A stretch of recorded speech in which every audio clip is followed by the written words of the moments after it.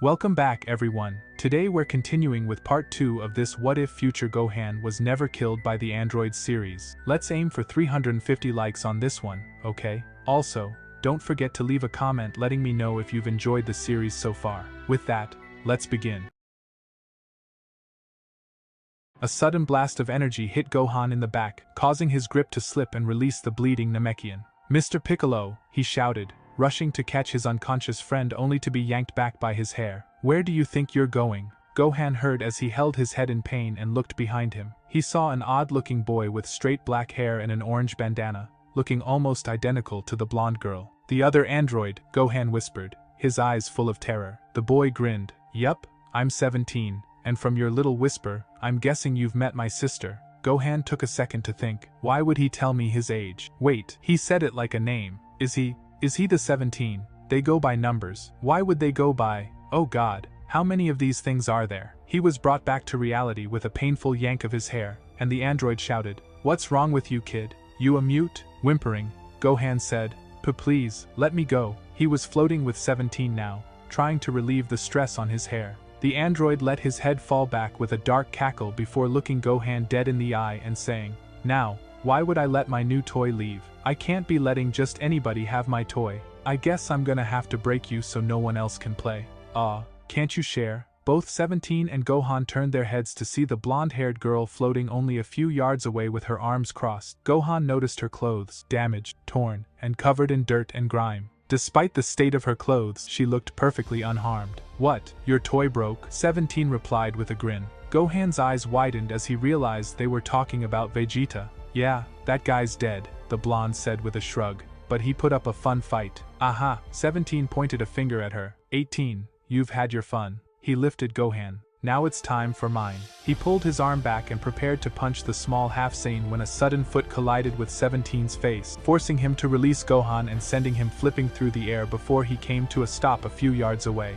Gohan looked to his side to see the bloody Namekian in a strained battle stance. "Piccolo." Gohan briefly smiled at his friend before saying, "I didn't know if you were." They were floating pretty high up when he had dropped Piccolo, and in his damaged state, Gohan hadn't known whether or not he had made it. 17 rubbed his jaw. "That hurt, you green little freak." He turned his head towards 18 and said, "You know what? I'm in a giving mood. You can have the kid. I'm gonna enjoy the Martian." He cracked his knuckles and grinned. "Come at me, green man." He opened his arms wide, as if expecting a hug. Piccolo moved in front of Gohan. "I'll take you both on." 17 laughed. "You were barely a match when you had all your friends with you. Now it's just you." He gestured to Gohan. "And that kid." Gohan took a deep breath as 17 spoke. He leaned over and whispered into Piccolo's ear, "He doesn't mean Krillin and everyone?" Piccolo only nodded, causing Gohan to continue. They aren't dead, are they?" Piccolo paused for a moment before slowly nodding again. "No." Gohan's eyes shut tight as he took in the information.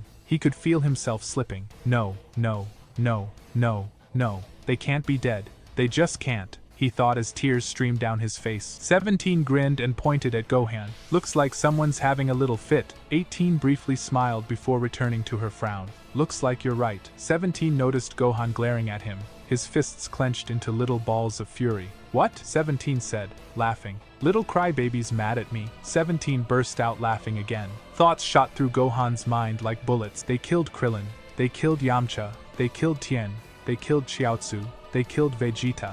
They killed all those people in West City. There was a long pause as he finally let himself go. "And now I will kill them!" Gohan roared, and 17 stopped laughing. Piccolo looked over his shoulder and watched as the young half-Saiyan's hair began to spike, and a golden aura surrounded him. His pupils began to flicker between black and teal. Piccolo watched in amazement. "Do it," he thought. "Come on, do it." There was a sudden flash of light in which everyone covered their eyes. All fighters reopened their eyes and watched as the hybrid floated out from behind his master, lightning shooting out and surrounding him along with his hair being spiked and golden. Piccolo grinned at his student. Now they might have a chance. "Oh great," 18 sighed. "Another blondie." "Don't worry sis," 17 said confidently. "I've got this one." He faced the small Super Saiyan and taunted, "Come at me, little." His words were cut off as Gohan appeared in front of him and drove his fist deep into the android's gut. 17 doubled over, clutching his stomach before Gohan kicked him across the face, sending him spiraling away. The boy appeared above the android and drove his fist into 17's cheek before delivering a roundhouse kick to his stomach. 17 doubled over once again,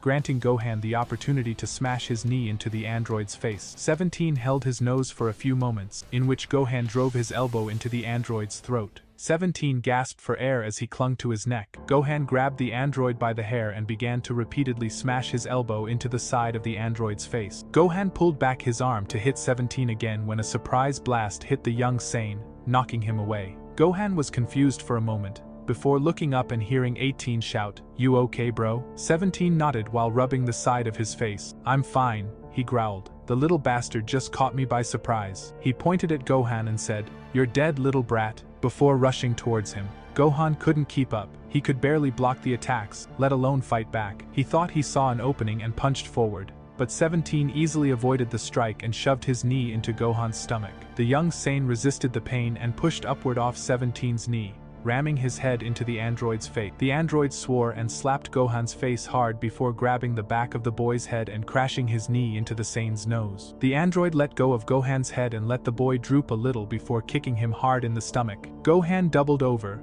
clutching his stomach, and felt 17 stomp on his back with a force that sent him crashing to the earth. Gohan stood up from his crater and stared up at the android, thinking, "What happened?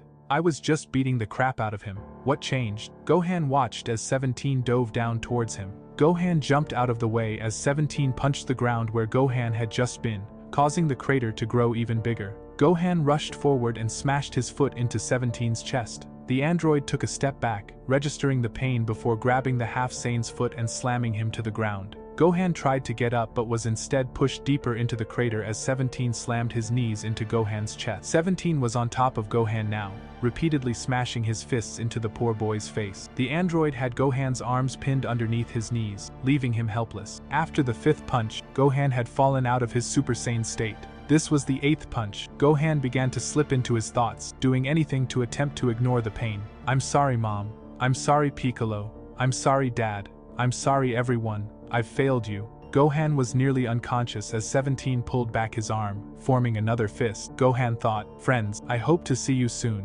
before he shut his eyes and waited for the fist to collide with his face yet again, but it didn't. Suddenly, Gohan didn't feel the weight of the android on top of him anymore. Gohan slowly opened his eyes and saw Piccolo reaching down to pick him up. Mr. Piccolo." Small tears were sliding down the Namekian's cheek as he picked up the boy and cradled the small 9-year-old in his arms. Piccolo spoke softly, "You did well, Gohan. I'm very proud." He held the young boy gently in his arms. Thanks, Mr. Piccolo," Gohan murmured, his voice weak and shaky. In the distance, 17 shouted angrily, "I thought you had him." Piccolo looked towards where the androids had landed several yards away and spoke quietly, "Gohan." "Yes, Mr. Piccolo," he replied slowly, each syllable causing him more pain. "I need you to run," Piccolo said, his voice firm but gentle. Gohan's eyes widened slightly as he felt his master's remaining energy begin to pour into him. Gohan looked up at his friend and stammered, Piccolo, what are you doing?" The Namekian set Gohan down on his feet and turned to face the approaching androids before saying, "That's all I can give, now run." Gohan looked up at his friend with tears in his eyes, but Piccolo. Piccolo looked down at Gohan and shouted, "I said run." Gohan immediately jumped into the air and rose several hundred feet, scanning his surroundings despite his impaired vision. His face was swollen, his left eye too damaged to open, and he could barely see out of his right one. Finally, he noticed a large forest far off to his right. There, he dove toward it, pushing all he could into reaching the tree line. When he reached the dense green, he smashed into a large oak, accidentally knocking it down. He stood up, holding his side, when he heard Piccolo's mental message, "Gohan, you will always be my friend. Never stop fighting." Gohan turned his attention toward where he'd left Piccolo, just before he heard a blood-curdling scream. Gohan's eyes poured tears as he listened to his master's wails of pain from so far away. He covered his ears and sat down, curling his knees up to his chest as he tried to block out Piccolo's screams, but his sensitive Saiyan hearing caught everything. A few minutes later, the screaming stopped. Gohan removed his hands from his ears, his heart heavy with sorrow. He moved over to a large oak tree and cuddled up against it, trying to make himself as small as possible. Tears streamed down his face as he wrapped his arms around his knees and rocked back and forth. That's it for this episode, guys. If you've watched to the end, then that may be an indication that you enjoy the episode. So please drop a like so the video could reach more people. See you in the next episode. Take care.